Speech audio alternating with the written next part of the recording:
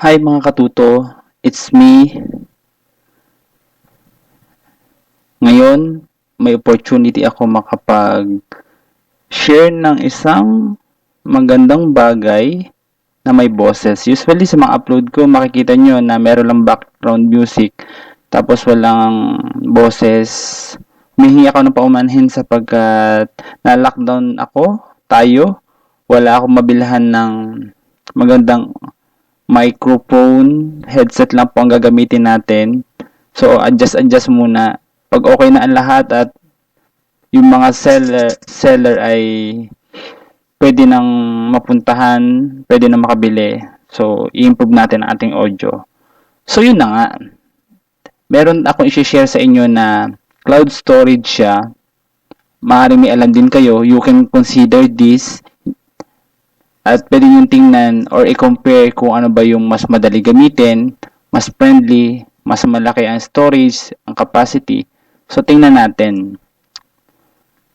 Ngayon, pumunta tayo sa inyong paboritong browser, kung ano man browser yan. Dahil ginawa ko na to kanina, makikita nyo may record na ako sa bawat sa, sa mga mag-i-input ng information. So, makikita nyo doon. Kaya, i-click na lang natin.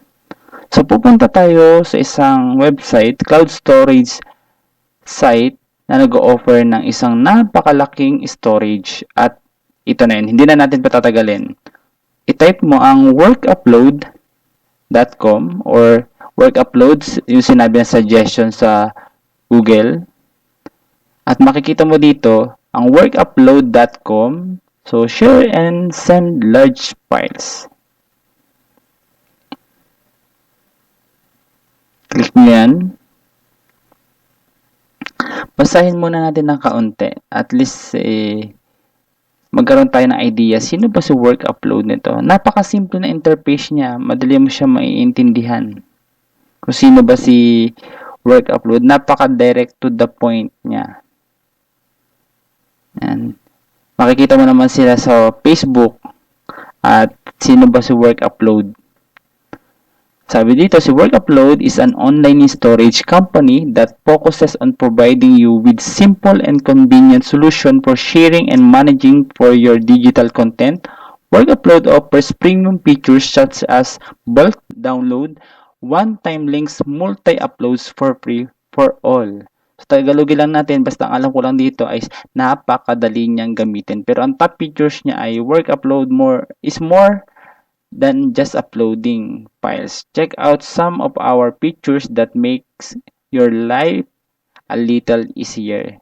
Yung sinasabi nila dito, make your life a little easier. Totoo yun kasi naranasan ko siya. For 4 months ko na itong ginagamit ay talagang gamit na gamit ko siya. So, sabi dito, bulk download. So, pwede maramihan. One-time links. Pwede kasing i-upload mo siya ng isang beses lang tapos mawawala na siya.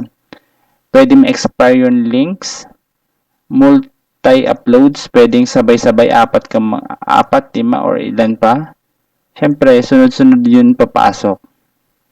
So, ang ginagawa ko dito minsan, pag meron ako, halimbawa, 100 na files, at alam ko medyo matatagalan to, ang gagawin ko, i-copy ko na to, i-drag ko doon sa upload area nila, and then tutulugan ko na. Pag gising ko, tapos na yung uploads. And pwede ka maglagay ng password sa file para hindi mabuksan ng mga unauthorized na tao. At pwede daw naman din unlimited yung download. Depende sa'yo. And the other features are waiting for you. So, yun na nga. Titingnan natin ngayon si workupload. Yan. Kita nyo naman, ang interface niya is napaka-direct to the point. So, yung sinabi kanina, balikan lang natin, drag and drop lang siya or pwede mo siyang i-select. Ito naman yung lalagyan mo siya ng password para halimbawa, bibinigay ko yung link sa friend ko, may message ko sa kanya yung password, siya lang nakakaalam. So, siya lang ang makakabukas nun. Pwede din wala ito. Yung max download or maximum downloads, kung nilagay ko ditong isa, pag na-download to nung tao na sadyang pagbibigyan ko, hindi na ito madadownload ng iba kasi isang beses lang siya madadownload. Pero kung i-leave it blank mo to, unlimited siya madadownload as long as na nakiklik ng tao yung link. Pero syempre, hindi niya mabubuksan kung may password naman. So, pwedeng meron nito, wala nito. Pwedeng wala nito, meron nito. Okay? At ito din, katulad dito, pwedeng meron nito, wala nito, meron nito. Pwedeng, o vice versa, depende sa, pwede lahat meron yan. Storage limit naman, or storage time, kunyari, after 24 hours, may expire na siya. May password man siya o wala, may maximum download man siya o wala, siya ay mawawala yung file na yon. And then, syempre, pag tapos na ma-upload dito, i-share now. So, bibigyan ko kayo ng dalawang senaryo kung paano ginagamit ang share and send large file na sinasabi dito. Syempre, pwede small files. Doon muna tayo sa isang senaryo na hindi mo kailangan mag-login or mag-sign up sa work upload. Pwede mo siyang magamit, matry yung kanilang services, parang no attachment. Paano ba yan? Halimbawa, gusto ko lang mag-send ng files sa kaibigan ko. Usually, ang mga katulad dito is Mediafire, Mega, meron din na Google Drive, meron din na OneDrive. So, marami siya. Ang bawat company or mga katulad na company ito ay nag-offer ng mga katulad, kapareho, nag-iiba lang sa mga serbisyo na kanilang in-offer sa mga storage. Bigyan ko lang kayo ng konting comparison. By the way, hindi naman ako magiging bias dito sa pagpapromote ng work upload sa iba sa comparison sapagkat hindi naman ako binabayaran dito ni work upload.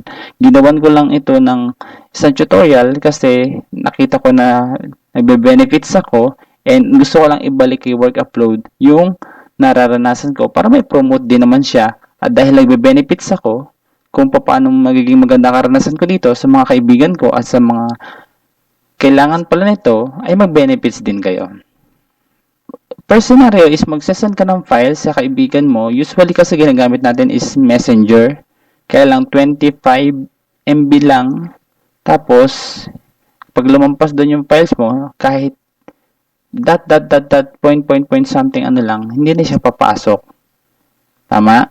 Ngayon, pero dito syempre, may limit din ang free account. Ang free account dito ay 2 gig lang maximum ang pwedeng i-upload. Kung susubukan mo 3 gig, tatanggapin niya dito, pero bigla na lang siya mawawala. Kumbaga parang hindi siya tumutuloy. So, useless yung pag-upload. By the way, sa Pilipinas, tayo karaniwan sa mga provider natin, mas malaki yung ating download speed kaysa sa upload speed. Pag mag-download tayo sa mga files dito, mabilis lang. Pero pag mag-upload tayo, mabagal. Ako, ang subscription ko ay 20 Mbps download at 5 Mbps upload. So, kitang-kita, dun pala sa bilang, ay mabagal talaga ang upload. Pero pwede na, pwede na. Okay, first scenario, isang kaibigan, gusto kong siyang isend yung file, kaya lang medyo hindi kaya ng Messenger. So, maglalagin lang ako sa account ko. Messenger ko siya email message.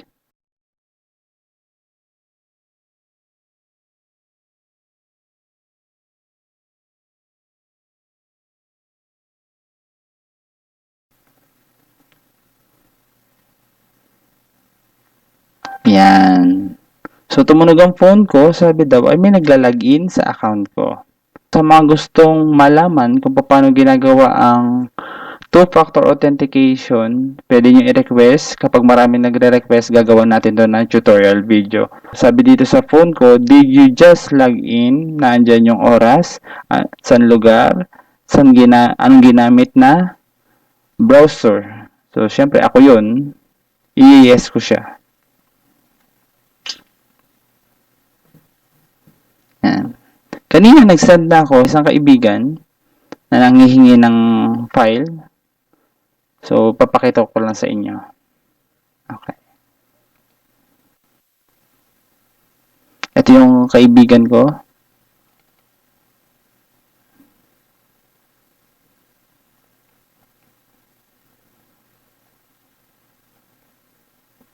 Okay, babalikan natin to. Dito muna tayo sa share. Okay. Gagamitin ko si work upload nang wala akong account. So, pwede kong pindutin ito, select files, and then, nandito ako sa desktop.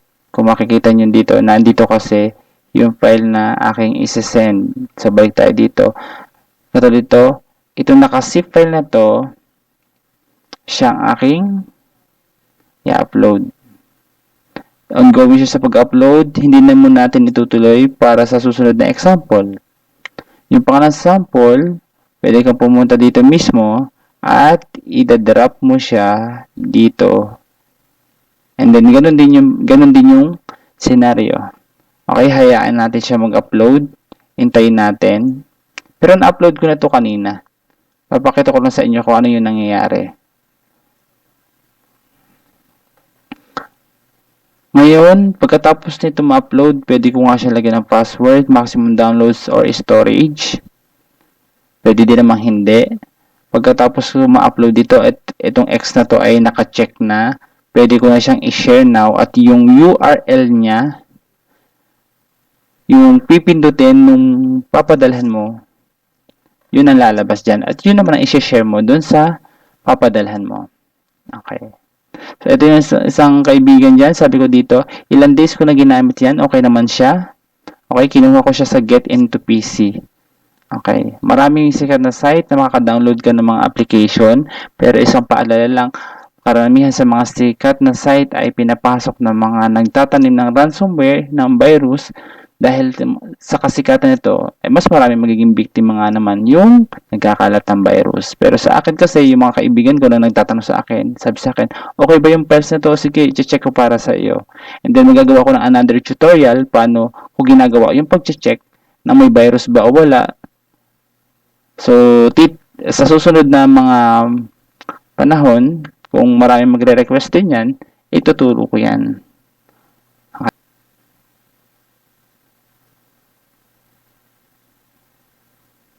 Yan. Since tapos na to, magiging check na to, and then click natin yung share now.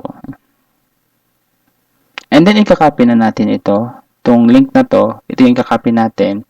At ito yung isa-send ko sa kanya. Kagaya na sinabi ko sa iyo, pag pinaste ko to, at hindi ko in-exit ito, lalabas ito. So, kita niya kung ano yung dinownload ko, ano ba yung file size. So, pwede naman. Pero pag tinanggal natin ito, kung ano lang yung mismong link, okay, napaka-unique ng link na yan. Iba dito.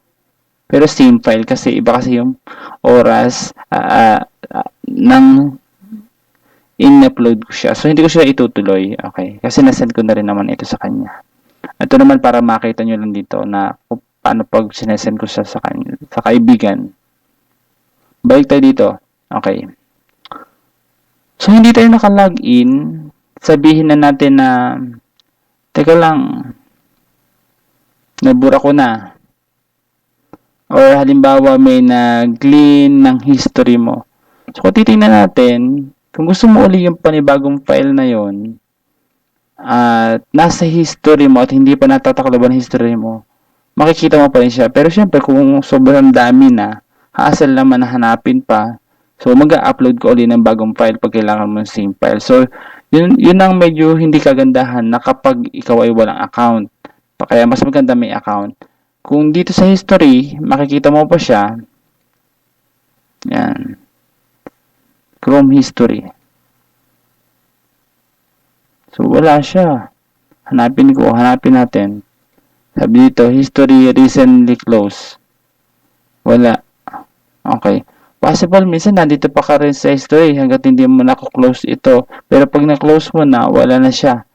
So, yun ang kaibahan ng walang account. So, punta dito ng work upload. Dito naman tayo sa isang senaryo na gusto mo na mabalikan yung file, pero ayaw mo naman na padala ka ng newsletter, ng offer, at sari-saring papadala nila kasi nakakapuno kasi ng email at ako napapagod ka magbura ng email. So, pupunta tayo sa isang public email, mailinator.com. Makikita nyo dito sa mailinator.com is a public email na pwede mong gamitin lalo na kapag magsa-sign in ka sa katulad nito pero ayaw mo talaga mag-sign in. Okay, paano ba yan? Halimbawa, dito, isip ako ng pangalan. Katulad ng ginamit ko kanina habang nagpa-practice ako na gawin itong tutorial na to, ginawa ko na to kanina kaya lalabas ito na meron siyang message. Okay.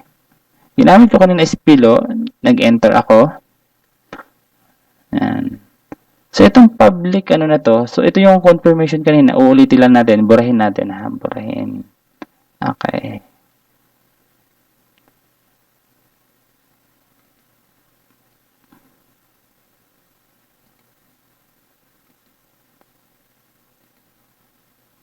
Yan. So, binura natin. Kunyari, wala pa siyang laman.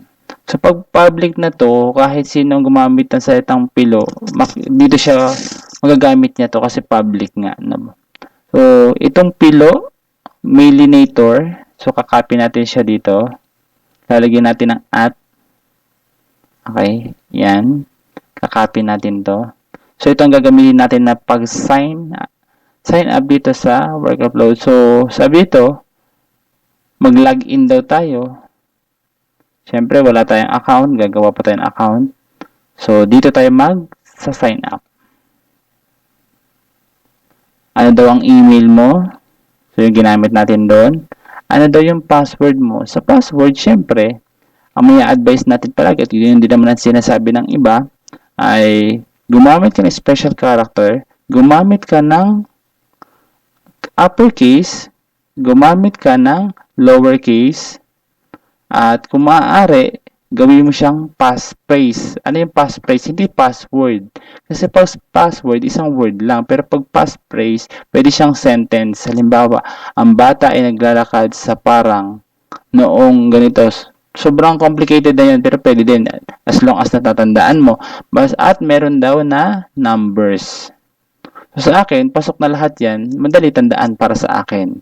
Yung at Paid Connect 2020, so meron siyang special character, meron siyang uppercase, lowercase, at merong numbers. So, copy natin. Ipe-paste natin.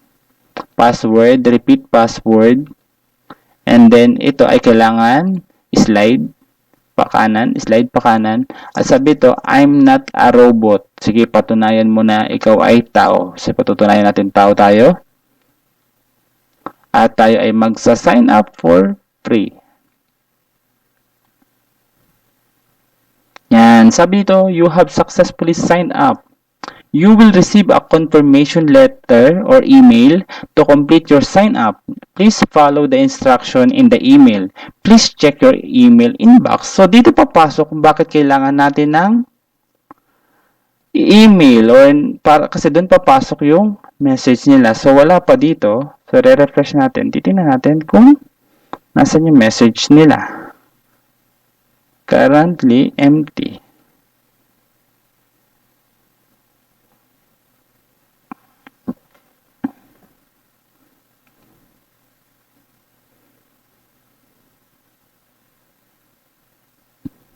Siguro nagka-problema kasi ginamit ko na to kanina. Ayun pala. Delay lang, delay. So, kiklik natin yan. And then, sabi ito, hi, Pilo at mailinator.com. To complete your registration at workupload.com, please click on the following link. Kiklik natin yan. Pag na-click natin yan, yan yung welcome Pilo at mailinator.com. You have completed your registration. You can log in now. So, log in tayo. And then, ang ginamit natin kanina ay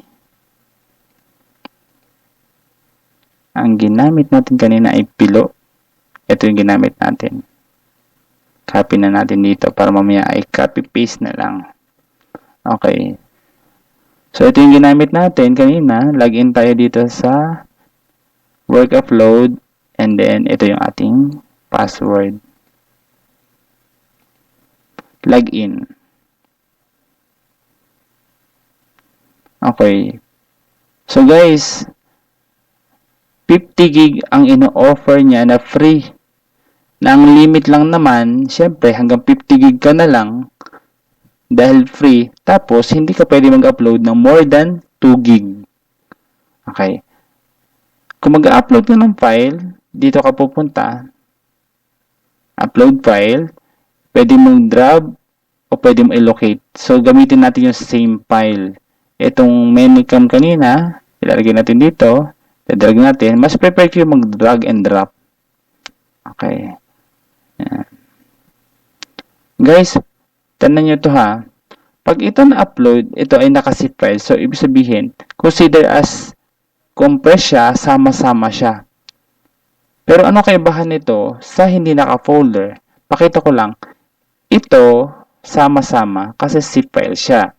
Ito, naka-folder siya, sama-sama siya dito. Pero pag ito mismo folder na to, nilagay mo dito, hindi siya sama-sama. Isa-isa siya. So, pagdating niya sa loob ng my files, sabog-sabog siya. Yun ang problema doon. Na doon sa loob, gagawa ka pa ng folder para dito. Kasi sabog-sabog siya para hindi makalat doon sa loob. Pero pag naka-zip file siya, okay na siya doon. Pero syempre, kung may mga pagkakataon na hindi mo kailangang isip lahat, kasi minsan isasend mo sa kung kanino man na hiwa-hiwalay ito, so dun ka na lang mag-folder sa loob. So depende pa rin naman yan sa sitwasyon. Okay? So buburahin ko muna itong para okay yung pag-upload natin. So dito naman sa file, sa maximum download sa storage, pwede mo i-leave it blank. Tapos, kapag isa-send mo na ito sa kaibigan mo, pwede mo pa rin iset yan. Okay. Pupunta tayo mamaya doon sa sarili kong account. Papakita ko sa inyo kung gaano karami ang files ko. Tapos, ipapakita ko sa inyo na kung paano ba siya nag-ooperate. Tapusin lang natin ito. Okay.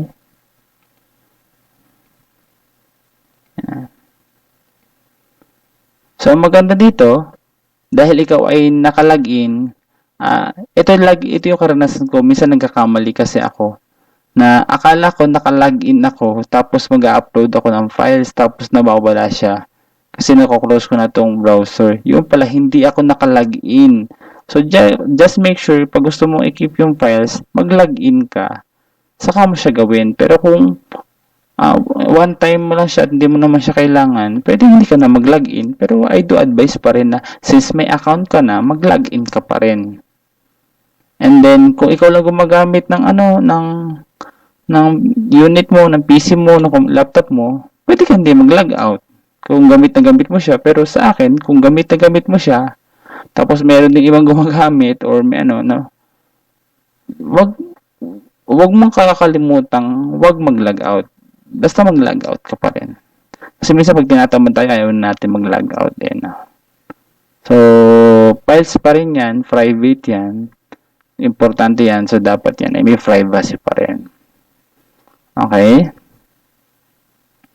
Yan, sa mga gusto pang mag-request ng tutorial, tingnan natin yung bilang or pagiging in-demand ng topic. So, pipili tayo sa mga gusto nyong topic. And guys, gusto ko sabihin sa inyo na humihingi ako ng kaunting pasensya kasi syempre, lockdown tayo, hindi ako nakabili ng microphone na mas maayos. Gumagamit po tayo ngayon ng headset. And then, alam ko na medyo may problema sa audio. Improve natin to next time kapag pwede na tayo makabili sa mga bibilhan. So, ayan, tapos na. Tapos na, check na to. And then, pag nakalagin tayo, tanda natin nakalagin. Kung i-share natin to, kagaya na pinakita ko kanina, kaya may lumusot pala kanina, ibig sabihin ito yung kanina doon sa sabog-sabog, kasi isang folder siya. So, dahil sobrang liit niya, hindi na pinakita na na-upload pala ito. So, kung itong dalawang ito, okay, isesend ko, ito ang kukopihin ko. kung itong dalawang to isasend ko. Ito yung link ng archive na to. Pero kung ito lang kasi sabay siya na kaya siya archive, sabay kasi siya na in-upload. So, ito yung archive. Kung ito lang naman ang i-send ko sa kaibigan ko, so yung link na naka-provide dito, ito lang i-send ko sa kanya. Okay, punta tayo dito sa loob ng My Files. So, dito, ito yung in-upload mo. Makikita mo dahil sinabi ito yung dalawa. Ito yung dalawa. Tapos, wala kang folder, yung archive. So, yung archive, ito nga yung una kanina. Dalawa yung sinend mo. So, itong archive na to, pwede mo siyang pangalanan. Tapos, pwede mo siyang lagyan ng password. And then, pwede mo siyang isend. Ito na, yan, ito yung dalawa. Ibig sabihin, magkasama siyang parang isi-zip file siya tapos may isang URL, sabay ito mada-download nung papadalahan mo. Balik tayo dito sa files.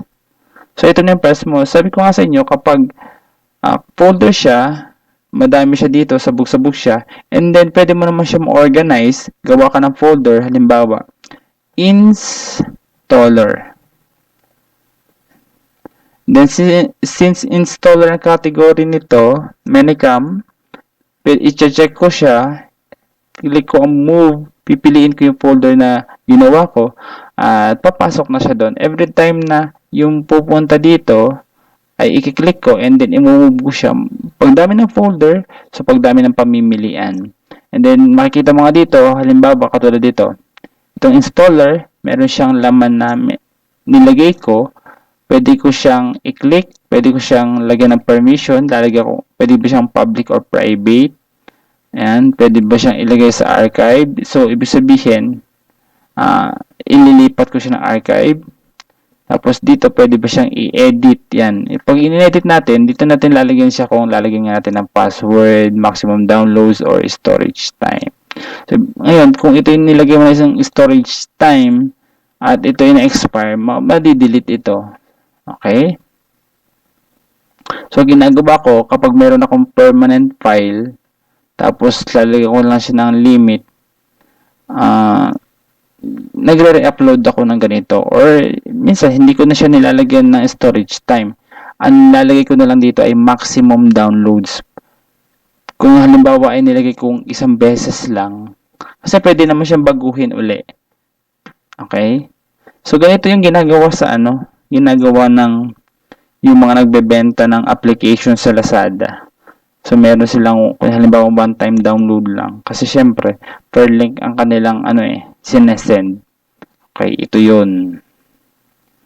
Dito, pag dinownload ko, itong file na to, nabibilang kung ilan yung nagda-download. Na-monitor mo kung ilan yung nagda-download. Okay, so, yan na yun. So, yun ang kaibahan na may account sa walang account. Kaya kung ako sa inyo, mas maganda ang may account ka. Pero sometimes, ang paniniwala ng iba, ayaw nila na naka-expose yung account nila. Maybe baka kasi pictures ito. So, ito naman mga encrypted ito. Pero ito yung sa pinakapananaw ko. Basta nag-internet ka, prone ka naman sa risk, medyo hahanap ka talaga ng katiwa-tiwala ng mga company na magkikerry ng mga files mo. So, okay, halimbawa, sa files ko is sobra ng dami. Pwede ko siya, at ayoko na talaga na nasa internet ang files ko. Pero ako naman, kung halimbawa may files ka at mga pictures, mga private, huwag mo i-upload dito. Pero kung alam mo naman na pwede naman siya for general public, at gusto mong i-keep yan, pwede din dito. Okay, nasa sayo yan. Kung gusto mong i-delete isa-isa, pwede naman. Pero kung pwede mo din i-delete ang isang account, ay pwede din. Pakikita ko sa inyo kung ano yung tsura ng dinelete ang account. So, check muna natin. Ito yung para sa tutorial na ito na account. Kasi baka account ko yun ay mahirap na. Okay, di-delete natin siya. At sabi dito, if you delete your account, all your files, folders, and archives will be deleted immediately. Your account will completely removed from our system. Your uploaded files cannot be downloaded anymore. If you have activated Work Upload Pro, it will stop prematurely. Do you really want to leave us? Para maghihiwalay lang, no? Parang ano lang kayo, no? Para magkarelasyon na maghihiwalay, no? If you have any problems or questions, just contact us. So, pwede mo i-cancel, pwede mo delete. Since i-delete talaga natin ito, i-delete nga natin. At sabi niya, account deleted. Your account has been successfully deleted. We hope that you will also use workupload.com without account. Ibig sabihin, sinasabi niya, pwede ka pa naman gumamit ang account ng services nila without account. Kagaya ng kaninang tinuro natin. Best wishes, your workupload.com team. Imagine, ikaw na umalis, best wishes pa sa'yo. Pero okay na naman, para relasyon lang din yan. Okay, login tayo. Okay, login tayo doon sa aking personal na account. So, yung akin mismo.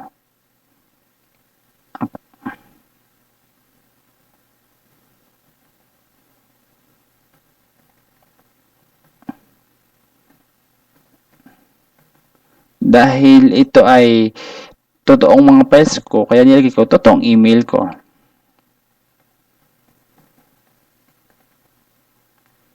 Login tayo. Yan mga guys, tinan nyo naman. Kaya ako kanina nag-iingat na baka ma-delete ko yung account ko at sinisigurado ko kasi yung maximum 50 gig ay halos ma-hit ko na kasi 47 gig ang files ko. Makikita nyo dito sa graph, yung araw at oras na nag-upload ako ng maraming ina-upload. Ito kasi yung time na wala na ka-storage at kahit ano yung laman ng storage ko, gusto ko din kasi magkaroon ng kopya dito sa internet. At karaniwan kasi yung mga files ko na hinihingi ng mga kaibigan ko ay dito in-upload para isa-send ko na lang sa kanila if kailangan nila. Okay, sabi ito, create ang archive. Kanina na pag-usapan natin, archive. Pakita ko sa inyo yung archive. Ito kasi yung batch by batch na in-upload ko. Kaya magkakasama sila. Okay, balik tayo dito sa ating dashboard. So, kung mag-upload ako ng file, pupunta ulit tayo dito sa kabila. Mag-upload. Okay, kung hindi ako tayo mag-upload ng file, pwede tayo mag-create ng folder. At makikita nyo dito, sa files ko, ito yung mga folder na na-create ko. Yan. Halimbawa, itong Zoom installer zip na to, i-click ko siya, pwede ko siyang i-move, ilipat dito sa mga folders na to. Halimbawa dito, sa installer, kasi category niya installer. Sa dami ng laman na ito, kung hindi mo siya gagawa ng folder, sobrang haba nito at sobrang nakakalito na. Kasi alphabetical siya, nakalagay dito, pero syempre, hindi siya nakagroup. Hindi niya kasi alam yun eh. Mas alam mo yun. And then sabi dito, pwede mo siya i-delete. So, pwede mong add ng permission. Dito naman, dahil folder ito, wala siya nakalagay na size. Pero dahil kung halimbawa nakalagay dito, yan, may nakalagay na size. Makikita nyo dito, wala siyang download. Pakita ko lang dito, yung mga may downloads na. Katulad dito. Okay, dito tayo sa mga files na to. Kita nyo, meron siyang downloads. Yan, yung isa 2, yung isa 63. Yan, madami. May mga files na nagda-download. So, ginagamit namin to sa organization namin kasi pag meron need, i-download. Okay, so imagine, pakita ko sa inyo, 47 gig out of 50 gig. Malapit na mapuno ang aking limit or may hit ko na yung limit. So, hindi na ako makakapag-upload unless mag-delete ako dito para ma-free yung space. Pero syempre, anong gagawin ko? Okay, I can make another account. Meron pa naman ako isang email. So, parang katulad ng ginawa natin, another email. So, meron akong another 50 gig na storage. Sabi ko nga kung mga session mo halimbawa, installer ng Windows, higit siya sa 2 gig, hindi para sa'yo ang work upload. Pero kung maliliit na files at marami naman siya, itatago ka, para sa'yo to. Pero kung gusto mo i-breakdown yung isa-send mo ng 1 gig, kunyari 3 gig, 2 gig, 1 gig, pwede naman. Pero kung hassle sa yun, you can find ibang cloud storage kagaya ng ang Mega, if I'm not mistaken, 16 gig siya, pero pwede ka mag-upload ng isang malaking file.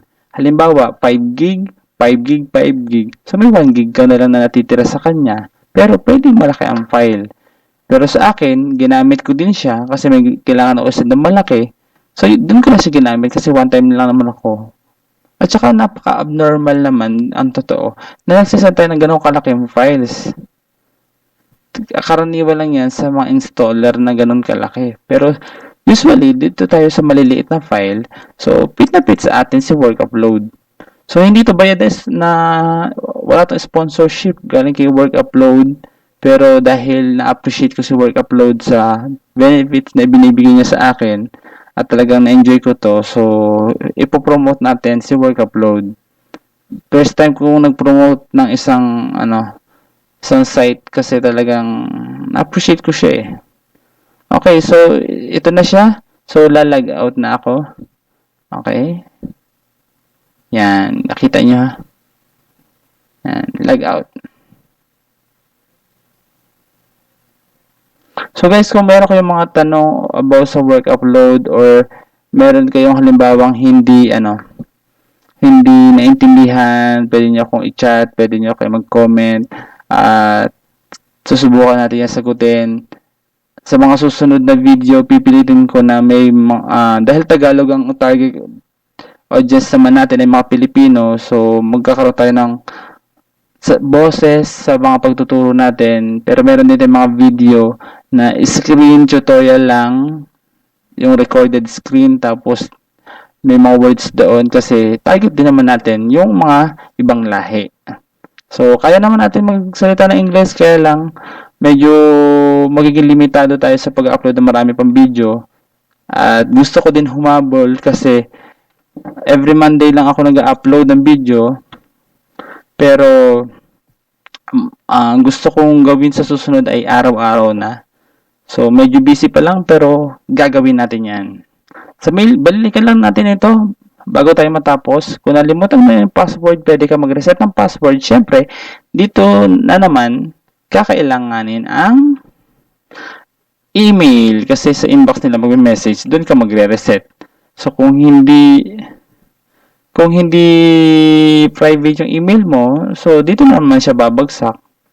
Sabi ko nga itong Mailinator at iba pang katulad dito ay pang one time gamit lang. Pero kung lagi mo siyang gagamitin, create ko na lang ng official na para sa'yo. Kasi ito din, pwede itong i-delete. Kita nyo kanina. Itong message na to, pwede siyang i-delete. Okay, halimbawa katulad si Pilo. Sabi natin, did you forget your password? So, reset natin ang password. Ano daw email ang i-reset natin? So, yung kay Pilo. Yan. So, request tayo ng new password. This user does not exist. Okay. Bakit daw? Hindi siya nag-exist.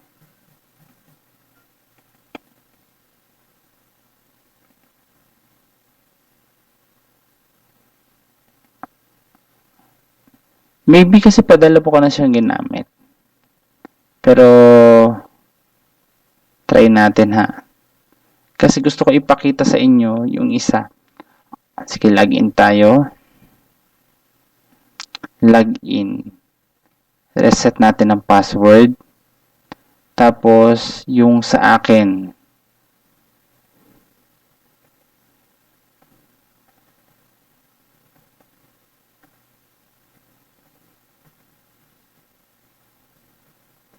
Para sa Facebook lang to at ibang mga account kapag magre-reset ka. Request a new password. Okay. So, ibig sabihin, pag valid talaga yung new password that was requested, please check your email. Okay. You will receive a confirmation. So, ganun din. Ipapadala nga sa So, sa cellphone ko na siya gagawin. Palit ako ng password. And then, ito naman, yung one time na ginamit nyo ito. Pwede mo siyang i-delete nga. Pwede mo siya delete. Okay, delete mo siya. Okay. And then, tapos na dito. So yun guys, salamat sa inyong panonood. Suportahan nyo ang channel na ito. At kung meron kayong mga kakilala na kailangan yung mga ganitong topic, so mag-upload pa tayo ng maraming tutorial video. Mag-upload din tayo ng mga tutorial video na Tagalog at magbibigay ako ng mga tips kasi 10 years ko na itong ginagawa. At ito yung lagi ko pa rin ginagawa araw-araw related sa mga computers. May mga diskarte tayo na wala pa rin naman sa internet. May mga practical tayo kasi kilala tayong mga Pilipino bilang madiskarte. Meron tayong mga dinidiskartehan na mga bagay dito sa computer, sa internet na wala naman tutorial sa sa YouTube. So titingnan natin at pipiliin din natin na ma-share yung mga ganito pang mga bagay. So guys, salamat sa iyong panonood. So God bless you.